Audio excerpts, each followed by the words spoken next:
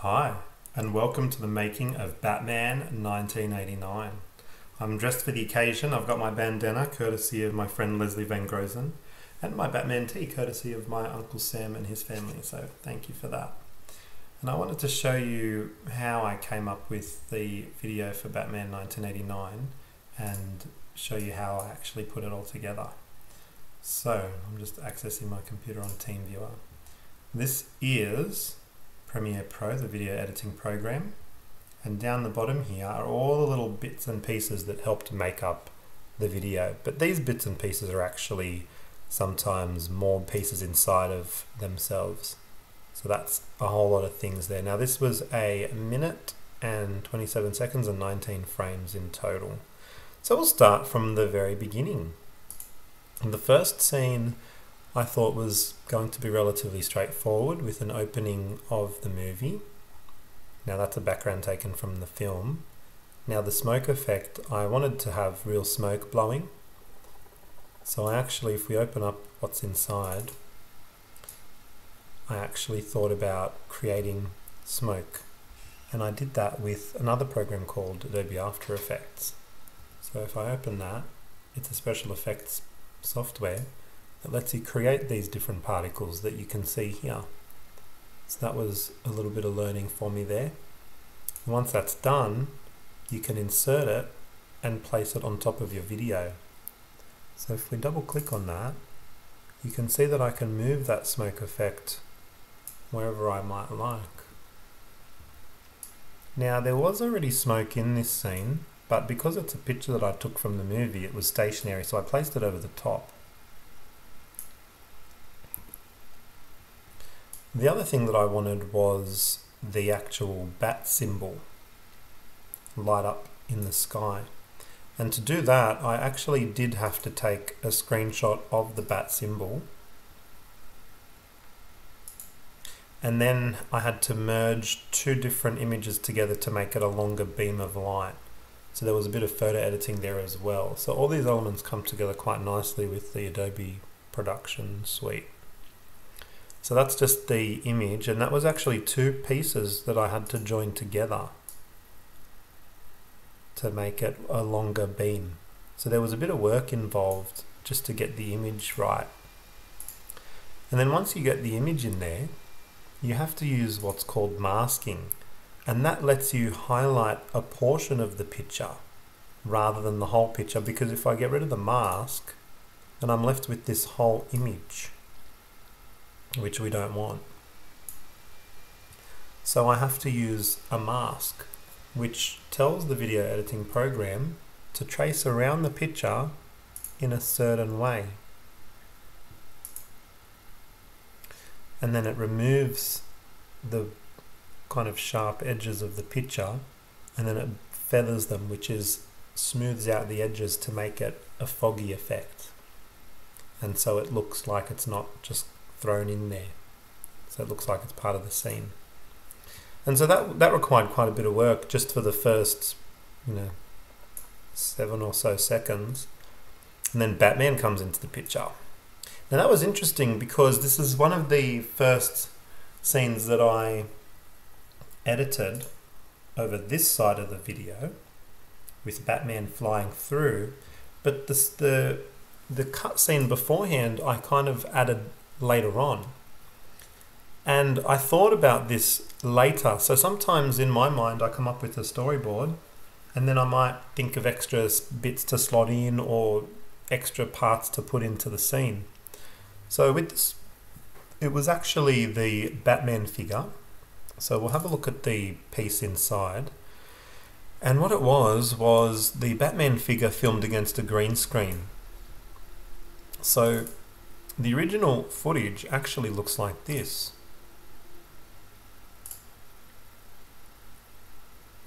And I'm actually physically raising the figure, and it's against green. So my task is to remove the green, have Batman on its own, or on his own. I'm going to do some color adjustments as well. So there's a lot of adjustments that you can make. So for example, you've got the green screen removal. But then I also play around with the color. So that's the original color scheme. Playing around with the color gives it a nice darker tone. So when you add all these effects together, plus you adjust the position, then you get Batman exactly where you want him. And so I placed him over here with this scene as if he's on top of a building. And the bat symbol, or the bat light, is also flying across the city. And because it was a different angle, I used the same image from the first bit, but I flipped it for this bit because it's looking at the city from the other side. So I flipped the image and gave it some perspective. So I kind of played around with the settings of the image there as well. So you can have a look at the position and the scale was adjusted,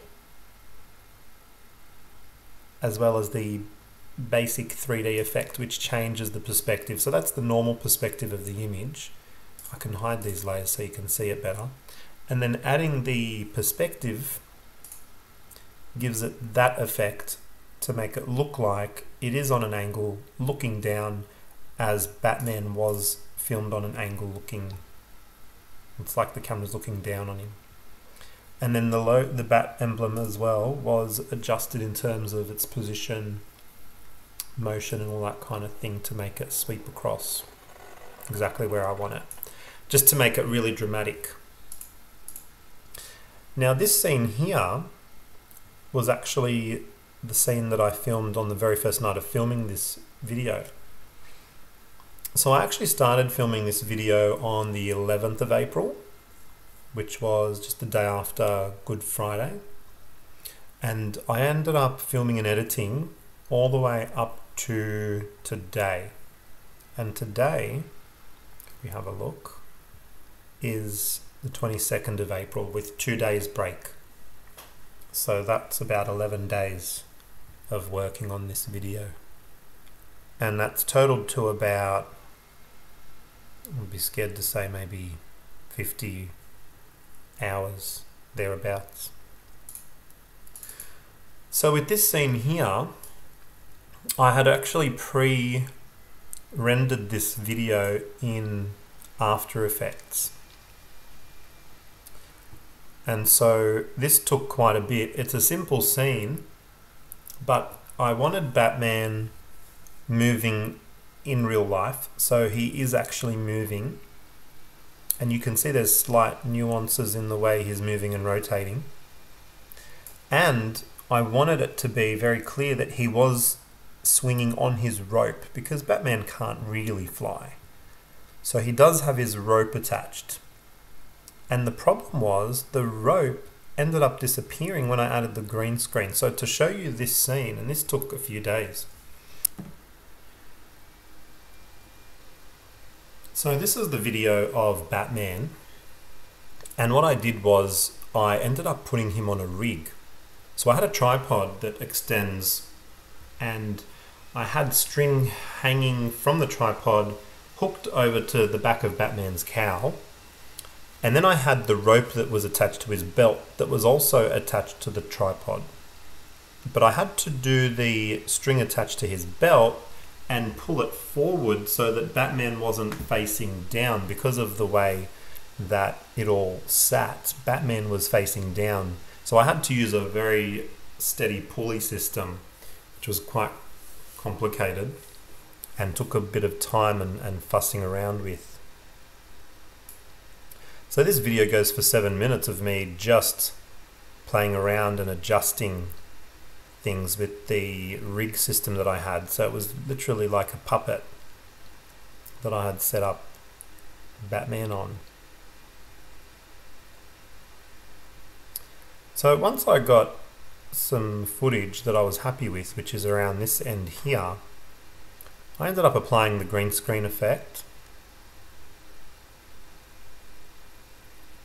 But before I did that, I ended up adjusting the movement. So I had to save that as a separate video, because what I wanted to do was capture the rope in the video. I found that the rope was going away with the green background.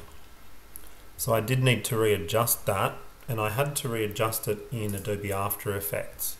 So this has motion tracking. So what you needed to do, and this took a while, is you needed to find a point where you want Adobe After Effects to track. So I used, for example, the area where the symbol was, because that's relatively clear and contrasts well with the frames of the video. And then you've got these motion tracking markers that you can see over here. And what the software does is it goes frame by frame, every image, because if I hide the rope, I'll show you, I had to make the picture of the rope.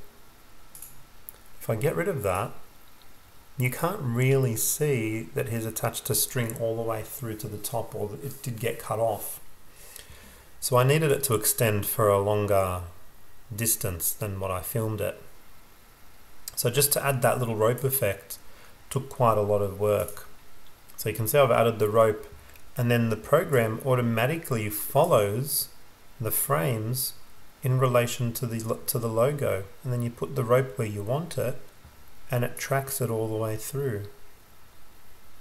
And then I had to make a few adjustments where necessary, and it would even help to actually zoom in so that you can really get a good idea what you're working with. So you can zoom in from here, and you can actually see where I've added the rope. I'm going to move through that frame.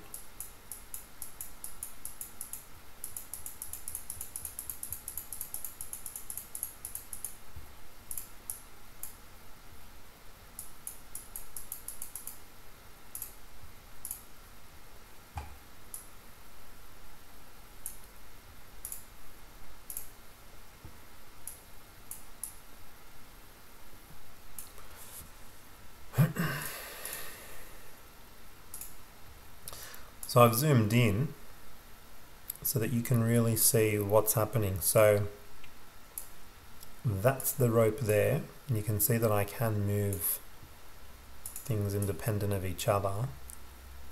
But the idea is that the rope would actually be attached to the belt.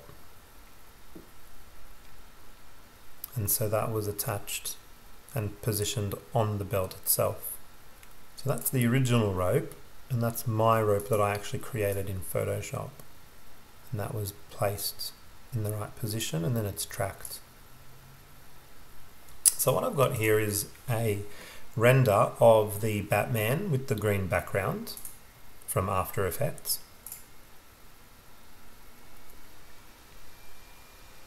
And then if you look on this side, that's with the green screen effect applied. So that's the green screen effect there. So that's without, and that's with. And again, there was a slight color adjustment to Batman as well. And then I threw this on top of the scene at the beginning with the smoke and the light as well. I also wanted to get a dramatic zoom in. So I ended up combining these in their own video. So you can highlight these, and you can what's called nest them together, which means you create a combined clip, and then you can copy and paste it across, or you can create a sub clip.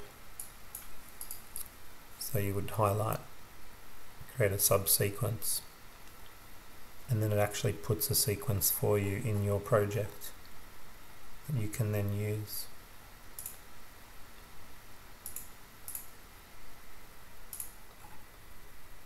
So that's the subsequence there. And then you can drag that into your timeline. And then you've got a whole other scene that's a duplicate. But what I did in this situation was I applied a zoom to that. So I started at 150 zoom and just kept it 150, but moved through to follow Batman. Gone too far. And then I just cut back to the zoomed out scene there as well.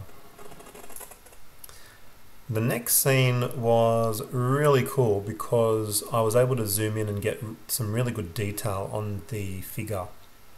So these figures that you see are from a company called Hot Toys, and they do realistic 1:6 scale figurines that are ultra posable. This Batman I bought back in 2012, paid $290 for it, and today on eBay you're looking at about $800 for this figure. And so I really wanted to get a close-up and do a lot of more physical work and have the Batman attachments on the belt. This time I put the pin in the grapnel gun, and I had to use blue tack to keep the pin in to put tension on the string. So I can show you the original footage.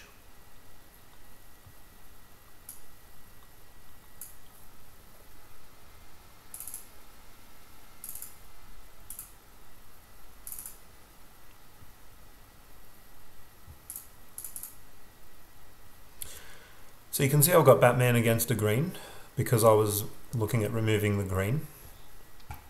And the close-up was on the belt. And what I had to do with this scene actually was I had to get the hand in there. And I actually was able to take the gauntlets off and the hands because they are interchangeable hands that can be removed. And I had to put it with blue tack on a pair of scissors to adjust the leverage and move the hand like a puppet. So when you see the hand coming across, that's actually me adjusting the hand with the scissors on the other side and placing the hand over the belt to make it look like Batman is pressing onto it. And then what I did was, with my other hand, I'm tugging on the string to detach it from the blue tack hold of the grapnel gun. So you're seeing that release there of me pulling the string out. But I had the same issue again with the rope, and you can see the rope image on the top here. And if I hide the rope layer, you'll see that because of the green screen effect, once again the rope had vanished. So the rope is there, but it does go away when you do the green screen editing. So I actually had to add the rope once more, and this time I adjusted the rope manually in Premiere Pro. So the way I did that was, all these little diamonds you see here are me adjusting the position of the rope. So once again I would have zoomed in,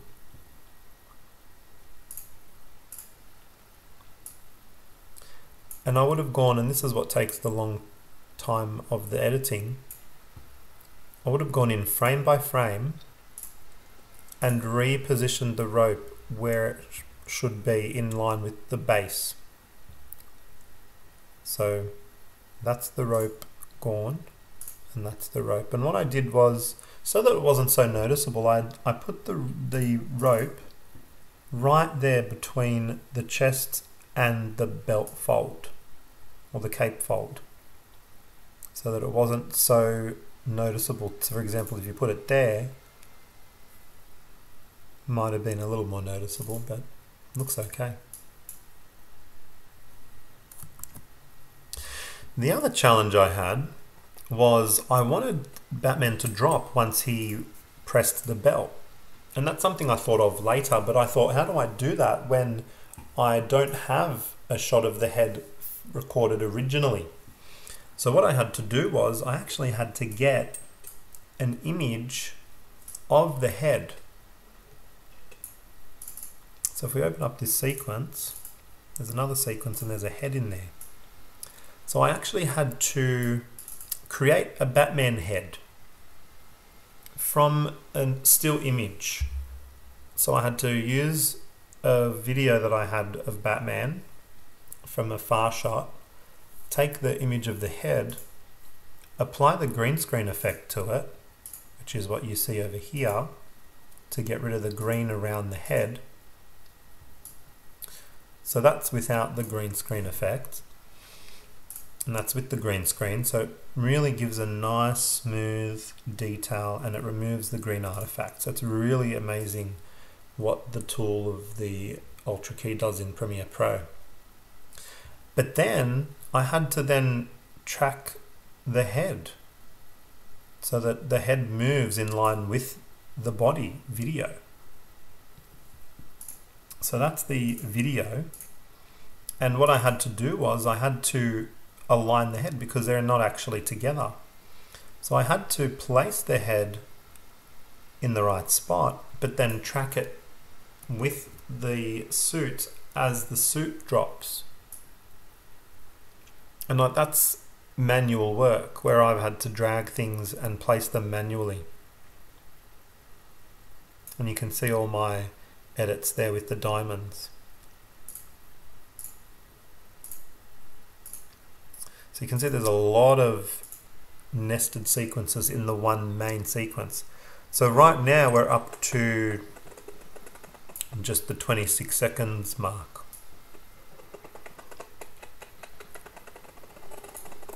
Now to get this shot was interesting because I was thinking to myself, how do I get the cape gushing upwards? And to do that, I filmed Batman upside down.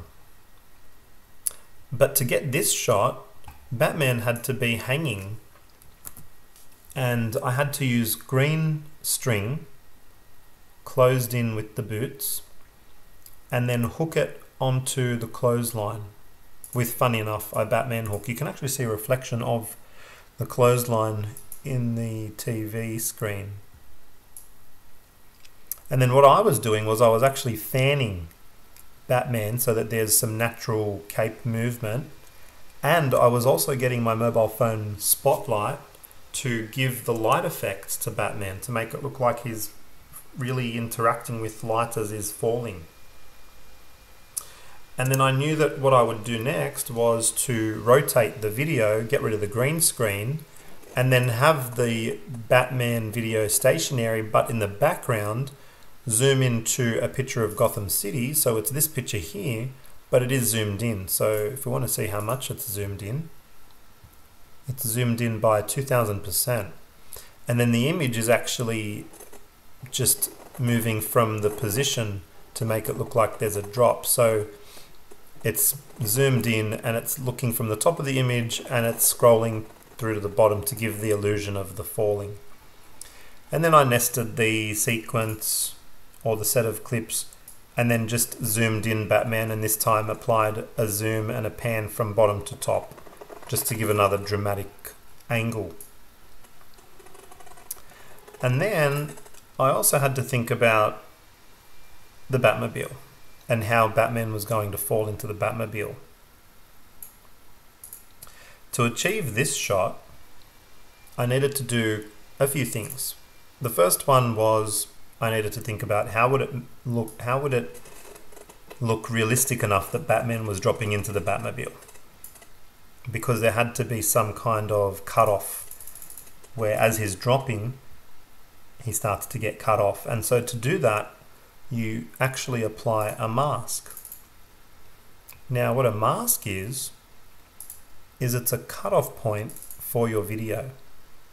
So because Batman was going to be the one that was getting cut off, you need to apply to the Batman video a mask. So I've clicked on the video, clicked on the mask, and you can see the mask there is highlighted. And what that mask tells the program is that part of the video is going to become invisible so that you can see behind it. And so behind it, I've got a picture of the Batmobile. So it gives the illusion of Batman falling in between. And all it is just a marker to say this part of the video is going to be transparent. If I hide that, then it would look like Batman's just falling right on top of the Batmobile. Like so. But I've drawn the mask right above the canopy where it would naturally be that Batman is falling in between. So that's a really, really cool way of giving that effect of 3D and depth. The next thing that I'll talk about is the cape. So how was I supposed to, again, this is Batman hanging upside down. But how was I supposed to make the cape interact? Because my hands can't be in this video. So to achieve that, I thought about Batman hanging and how he would actually have his cape move. So what I did was I applied a string system where I just attached green string to the cape with blue tack behind where we can't see, and the string ran up and then across the clothesline for me to be able to pull from the top out of sight. And what I did was I pulled the string and the whole cape moves upwards. You can see there's a bit of blue tack there showing. But I thought that actually was a really cool and natural looking way of having the cape flutter down. So just a matter of pulling and the whole cape moves all together, because this cape actually has some kind of a metal, like a line through the edges for posability. So if you move a portion of the cape, especially that strong middle portion, it brings the whole cape with it. So that was really, really cool and natural looking. And so that's how we get the effect of Batman and his cape just fluttering down as he lands. Now the Batmobile also needed to be masked. So there's a lot of masking going on. And the original Batmobile shot is this. So filmed the Batmobile against green. I applied a mask filter or opacity effect. And what that does is you can set it to just show that mask. So if I choose inverted, it shows everything but. And if I untick inverted, it shows just what's in the mask. So that was really cool.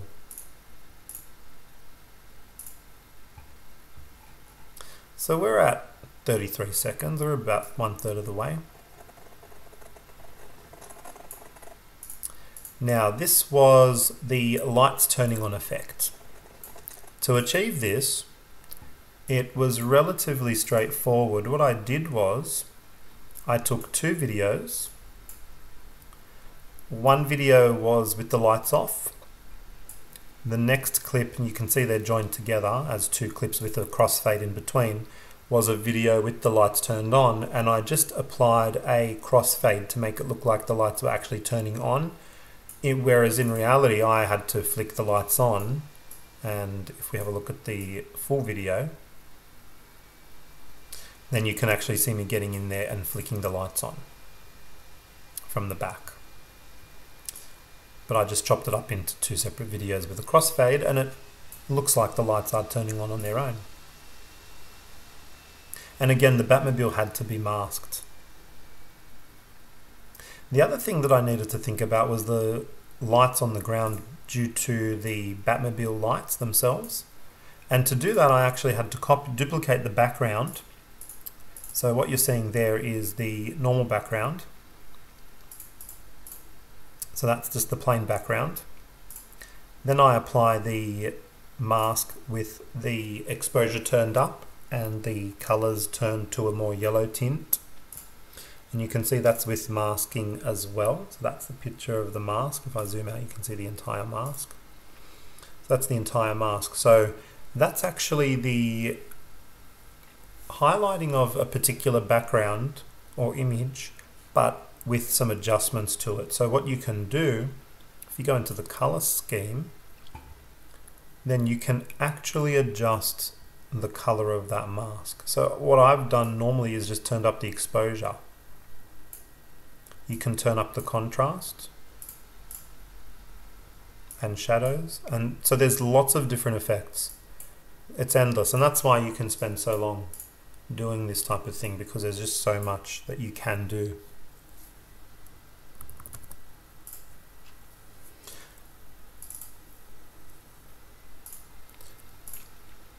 And then the Batmobile was also masked, and that takes a while because you do have to use a pencil to draw your mask and adjust curves and joins of the mask.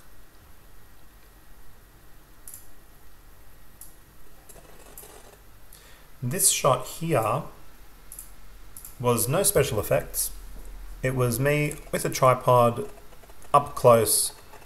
It took me a few shots to get it sturdy, and I really wanted the camera to be turning smooth with Batman's face showing slightly and all the interior detail, but then have it so that when the camera stops turning, I flick the lights on to get the lights turning on for that dramatic effect of the car being ready to drive. Now this was an interesting idea that I had during the filming process, and I usually tried to film this in the order that you see it. And I did want to have a nice close-up of Batman. Now the original video is this over here, so you can see that there was a lot of green because it was filmed with the green. And what it was just a video that I filmed on my phone by hand, and I just had to keep really sturdy. And that's the original Michael Keaton faceplate, and I thought it would be cool if I actually just put my mouth in there and spoke. So once again, I did have to apply a mask. So I applied the mask around the mouth. So you can see that, that's the mouth plate, that's the mask. So that's become invisible. And then behind it, I actually had to put my face. So I also masked out me. So, but that's the original footage of me.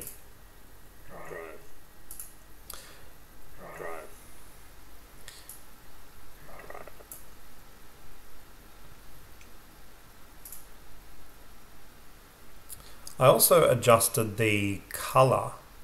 So if I show you the original color,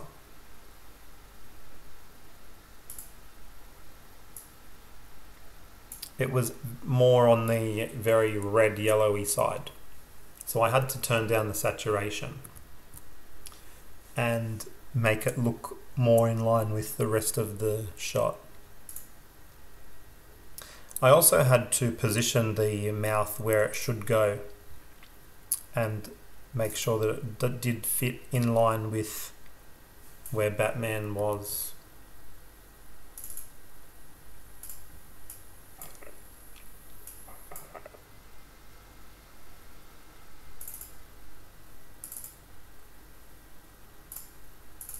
So you can see here how the video gets positioned, and I had to size it accordingly as well.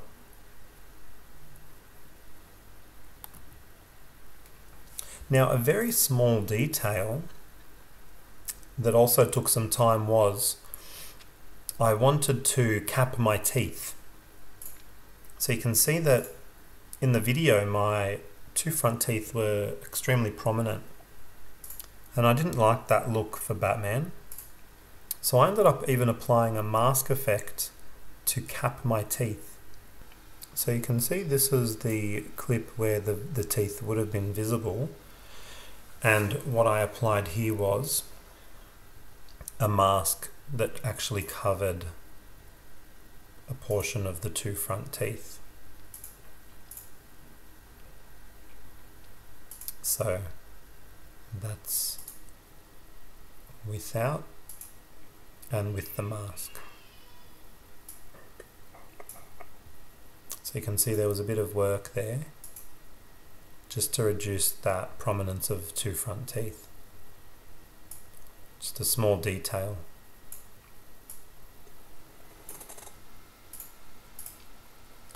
To achieve the automatic canopy closure, I needed to apply the green screen to the video firstly.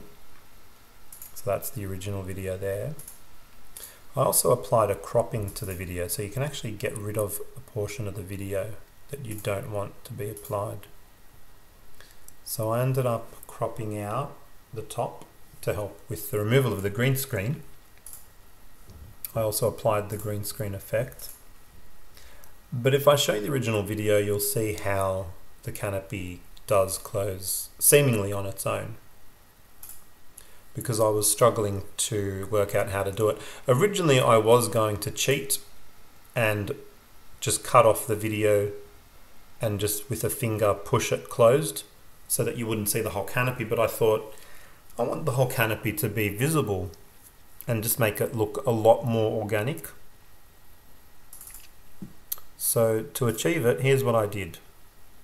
I attached blue tack to the underside of the canopy that's not visible. And once again, I used the green twine so that the green twine would become invisible as well once we use the green screen. And I just simply pulled it shut. And then that's why I've also cropped it to get rid of my hand, so that you end up with a shot that looks like it's all automatic.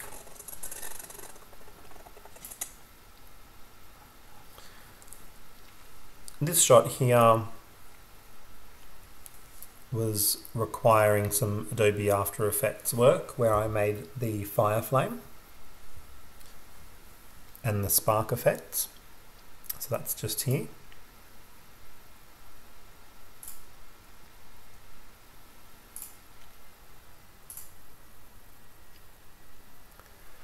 And this took a bit of learning and YouTube tutorials on how to do the fire and the smoke effects. As a reference, I did use an image of the Batmobile, and then I remove it later. And then that's actually just as is in After Effects as a fire effect. And then that's actually composited on top of the Batmobile. But this also had what's called the masking applied as well. So what that means is, because of the turbine on the back, the mask effect sells that it's coming out of the turbine. So without the mask, that's what it looks like. The mask covers up a portion to make it look like it's inside of the turbine. And then once that was all sorted, as the Batmobile's moving, which is down this end, I also adjusted the positioning of that flame effect. So the position values here for that flame, actually no, I combined them all together and then moved them all together. That was the easier option. So you can see these two pieces are nested and they stay together. Once they're nested, they form one clip that I'm then able to move as one altogether, rather than having to move the two separate and track them together. And also the lights on the ground are masked as well, and they're masked throughout the whole video. So the backlights are red. So for this shot, it's just the back red lights that are showing. So you're only seeing the back red lights, and that's the light effect applied there as well.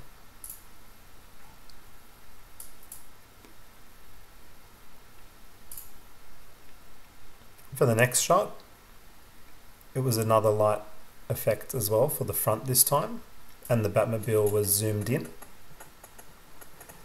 digitally.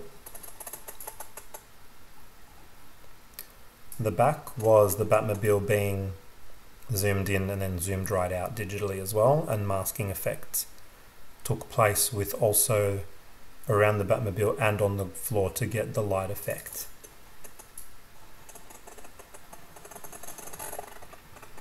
And the sounds that you're hearing were actually taken from the original film. Now here we see the Batmobile. This will be a good time to show you the setup for the Batmobile that I had to do at home. So it took up the whole TV room area on 2 fold-out tables, and I was able to move the Batmobile using a green Woolworths bag. So that's some interesting footage of me maneuvering the Batmobile along using the Woolworths bag. And that was the largest green screen setup I've actually done at home. I had to get some hooks to hook up the green screen to get that working, and then eventually once you get rid of the green screen and crop the video out and apply some masking, you get the Batmobile on its own. However, In this shot, it doesn't show the masking effect. So I nest that clip, then apply the mask effect to get rid of the green. And they took a while to get all those clean shots because you have to apply the mask and you're drawing masks frame by frame. And so you'd zoom it in and you'd have to sit there and draw around the Batmobile, and you'd have to do that frame by frame. And then you might have to check it out by clicking opacity, then going back to the mask. And again, frame by frame. And it takes a while because you've got 24, for this video it was about 24 frames per second. So there's a lot of frames to work with.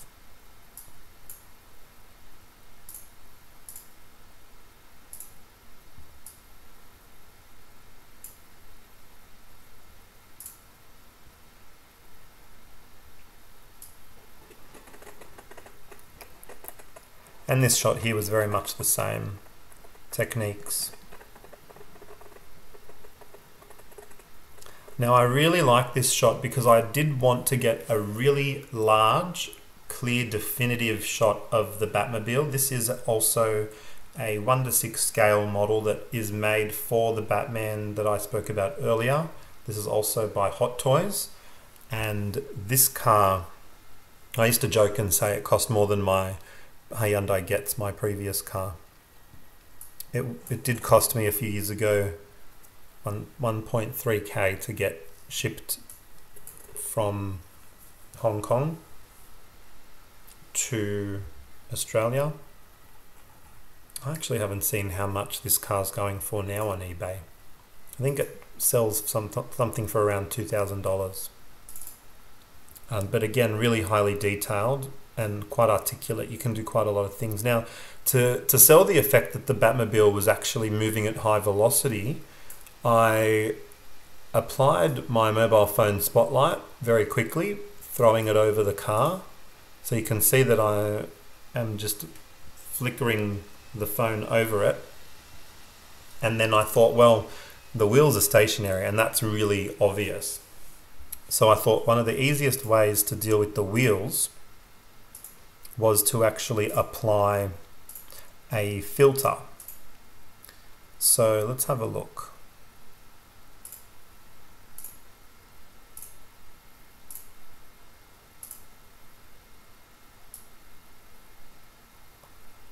So this, to make up the Batmobile, it's actually 3 clips.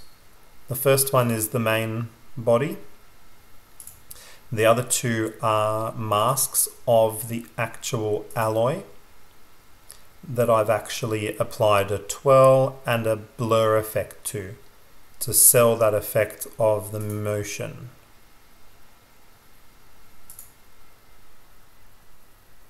So that's with the blur, that's without. So you can see it's really prominent here with the blur, just to give that illusion of the wheel spinning. And I really like this shot because it's a really classic angle and a really nice, clear, definitive view of the Batmobile on the side. There's something really lovely about this shot. I think it's the turn in terms of the color, the angle, the lights, the symbol. So I pieced that together by I had a few shots of the Batmobile that I had recorded, and I just had to come up with which shots did I want for which backgrounds, and this was one of the backgrounds. Now, to get the car, that took a bit of work as well in terms of the keying and masking and cropping. So that shot originally looks like this. And this needed quite a lot of clean-up work to get it to look like what you see on the right. So it did need the Ultra key, the cropping,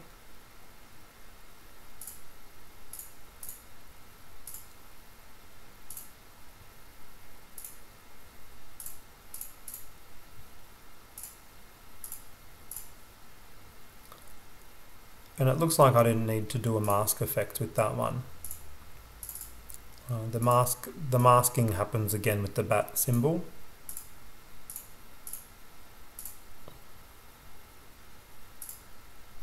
And also with the lights.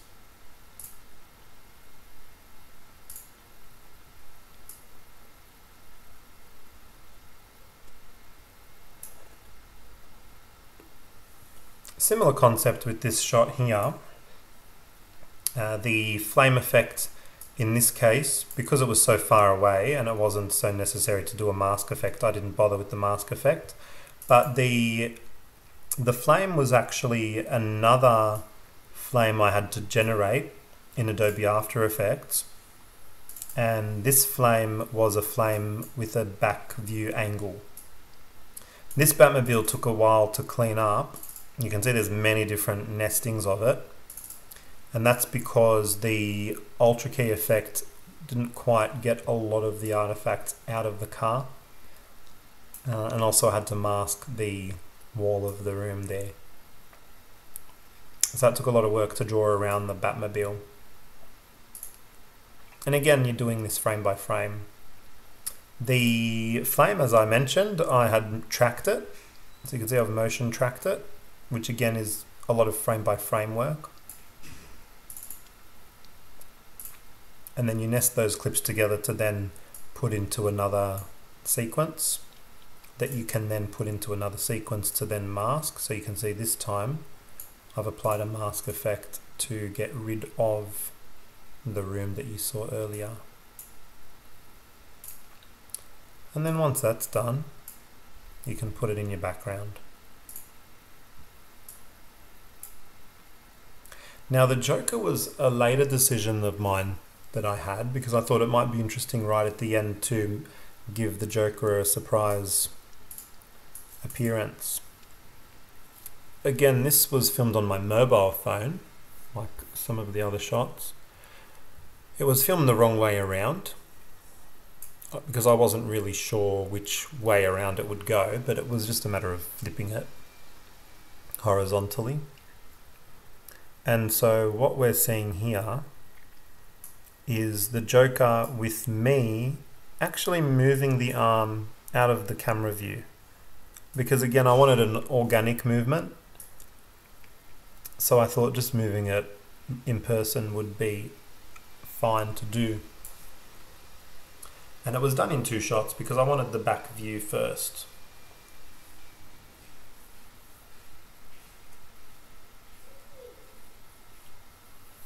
So the front view was this. Now, the other thing that I wanted was to get the Joker to talk.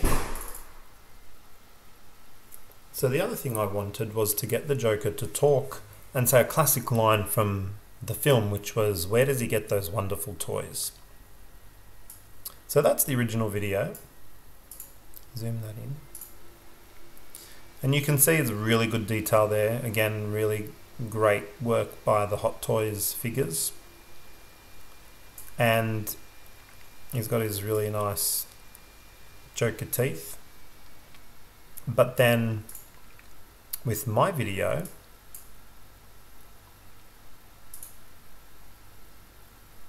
I've got something a little bit different.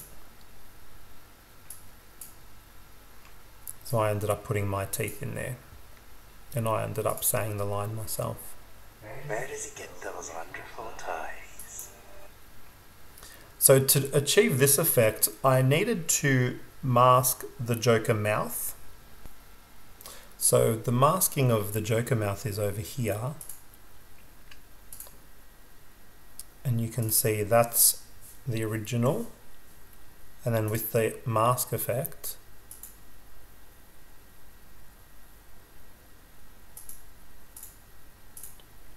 that's my teeth in place.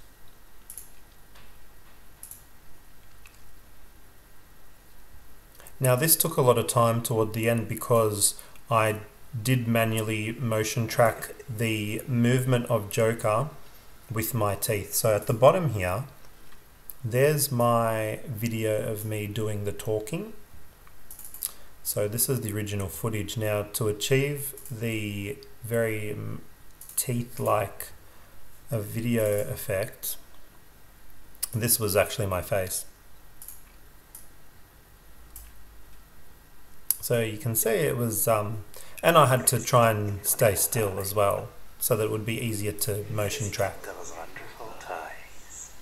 So doing that, I was able to put that over this side.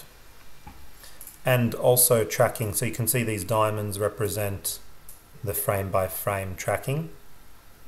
So I'll give you an example. For this I did have to zoom in quite a bit, and I had to lock the layers that I didn't want to move and leave this layer unlocked, and therefore I could double click and then it's highlighted my teeth under Joker, and I'm able to move by dragging.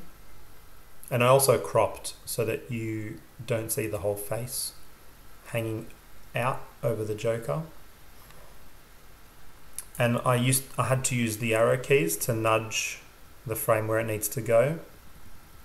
Using the two front teeth and the middle of the mouth as a marker, I was able to align, click to the next frame, and then realign, maybe moving up. So you're working at a frame by frame and pixel alignment by pixel alignment configuration, which takes considerable amount of time. And that was done by hand manually, right at the end there. And then finally the credits. I did want to have a classic Batman credits finish. So to achieve that, I used the rolling credits. I also masked the credits so that they appeared as though they were coming from behind the mountain and behind the Batmobile. So it kind of looks like the text is rolling out from the sky. And then further at the back, you've got the bat symbol again. Now what I did was I actually used the same color from the film by taking a screenshot of the titles from the film and matching that up and typing up the color, or putting the color code into Premiere Pro, and also using the shadow effect. So the alignment and the font style is the same as the original movie, just as a little homage. And then I used that classic favorite shot of the Batmobile of mine at the end as well. Thank you very much for watching. I hope that gives you some insight into how the video was made.